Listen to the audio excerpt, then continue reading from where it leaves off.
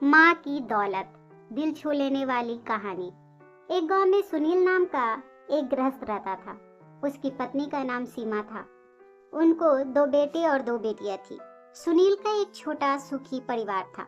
सुनील ने अपना सब पैसा अपने बेटे और बेटियों की पढ़ाई, शादी और उनके लिए अच्छे घर बनाने में खर्च कर दिया। सुनील के बेटे और बहुएं स्वार्थी थे। माँ बाप ने इतना सब कुछ किया था, फिर भी सुनील को अपने बेटे और बहू के रहमो करम पर जीना पड़ रहा था। उन दोनों को बेटों और बहुओं से बहुत ज्यादा जिल्लत और अपमान जैसा बर्ताव मिलता था। अचानक एक दिन सुनील की मृत्यु हो गई और वो बेचारा तो इस दर्द से मुक्त हो गया, पर सीमा मात्र अकेली रह गई। सीमा ऐसे ही उदास मन की हालत में मंदिर गई। वहां उसे उसकी बचपन की सहेली कांता मिली। उसे देखकर उसे बहुत अच्छा लगा। सीमा को उदास देखकर कांता ने सीमा से उसके उदासी का कारण पूछा। सीमा ने अपने दुखी जीवन के सभी बातें साफ साफ उसे बताया। वो सब सुनकर कांता ने उसे आहिस्ते से कान में कुछ तो कहा। वो सभी सुनकर सीमा को थोड़ा सा सहारा मिला। दूसरे दिन सुबह जिस प्रकार कांता के बताए अनुसार कांता एक बैग लेकर सीमा के पास गई और वो जैसे पहली बार ही मिल रही हो ऐसा बर्ताव किया दोनों ने। कांता ने सीमा को गले लगा लिया। सीमा ने कांता को पूछा, कांता, तुम यहाँ हमारे घर में कब आई और किसके घर ठहरी हो? सीमा की दोनों बहू सीमा की आवाज सुनकर तुरंत अंदर से बाहर आई। उन दोनों को देखकर कांता बोली, अरे मैं दूसरे के घर पर कहाँ रहूं? हम दोनों मौसेरी बहनें हैं, तो भी सगी बहनों से ज्यादा हमारा रिश्ता अटूट है। मुझे जीजा जी गुजर गए मालूम पड़ा, इसलिए मैं तुम्हें मिलने के लिए और कुछ उपहार देने के लिए आई हूँ। पहले दिन तय किए अनुसार सीमा बोली, कांता, तुम मुझे मिलने के लिए आई, यह सुनकर बहुत अच्छा लगा, पर तुम मुझे उपहार देने के लिए कुछ लाई हो, उसका अर्थ मुझे कुछ समझ में नहीं आया। कांता जानबूझकर रोने का सुर निकाल कर बोली, अरे सीमा, मुझे पता है कि तुम दोनों ने अपने सभी पैसे बेटे बेटी की पढ़ाई, शादी और उनके लिए अच्छा घर बनाने में खर्च कर डाले। तुम दोनों ने खुद के लिए कुछ भी नहीं रखा। यह सब ठीक है क्योंकि तुम्हारे बेटे और बहुएं सभी अच्छे हैं, इसलिए वो तुमसे प्यार से बर्ताव करते हैं, तुम्हें अच्छे से संभालते हैं, इसका मुझे पूरा भरोसा है। लेकिन हमारे यहाँ पर सब उल्टा है। हमारी आर्थिक परिस्थिति अच्छी होकर भी बेटे पढ़े नहीं। इस वजह से वह कोई भी अच्छा काम या कोई कारोबार करते नहीं हैं। उनको सिर्फ बैठकर खाना आता है। अमीर है, इस वजह से उसकी शादी भी हो गई, परंतु उनकी पत्नियां हम दोनों का बार बार अपमान करती रहती है और मेरे बच्चे वो देखकर भी कुछ भी नहीं बोलते। उन्हें फिर सीमा आंखें पोंछने का नाटक करती है और कांता आगे बोली, अभी ऐसी परिस्थिति में हम दोनों को जीने की इच्छा भी नहीं होती और अब हमारी जिंदगी भी कितनी बची है।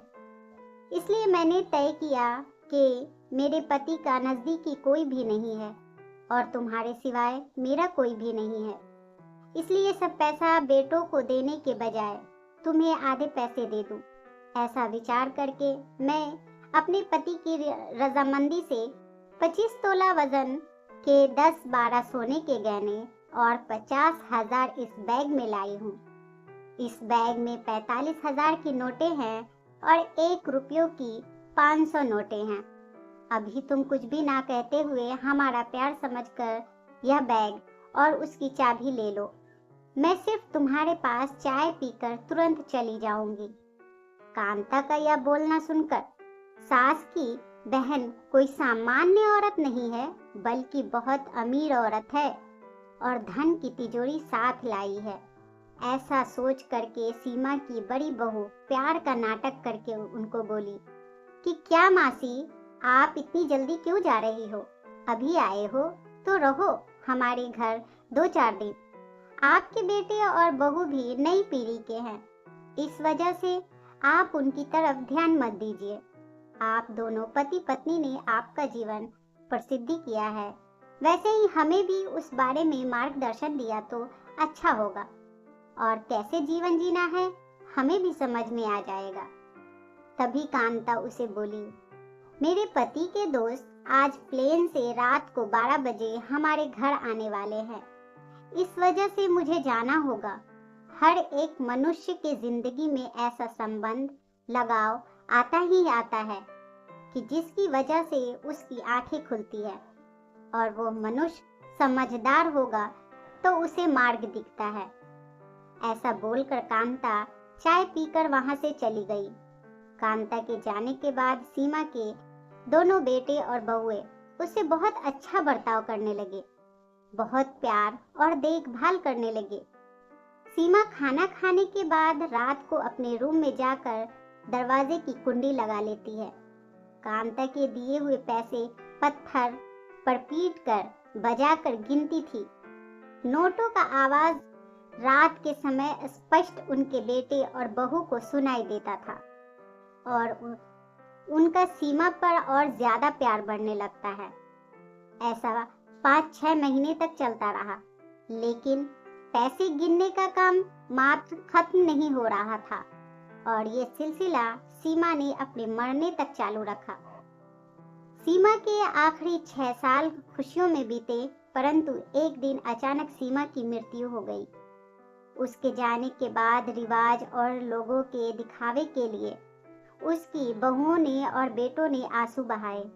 फिर उन्होंने शमशान से आने के बाद उन्होंने तुरंत माँ के रूम से जाकर उस बैग का ताला खोला, और उनको एक बड़ा धक्का लगा, क्योंकि उसमें सिर्फ पुराने समाचार पत्र, 4-5 वजनदार पत्थर और सिर्फ 1 रुपया था, और वो रुपया भी पत्थर पर पीटने की वजह से पूरा का पूरा खराब हो गया था। ये सब देखकर दोनों बेटे बहू अपनी लालच की वजह से बहुत पछताने लगे। दोस्तों, आपको ये कहानी कैसी लगी हमें कमेंट में जरूर बताएं। प्लीज चैनल को लाइक, शेयर और सब्सक्राइब जरूर कर दें। एक नई कहानी के साथ मैं आपसे फिर मिलूंगी। इस कहानी को सुनने के लिए आपका बहुत बहुत धन्यवाद।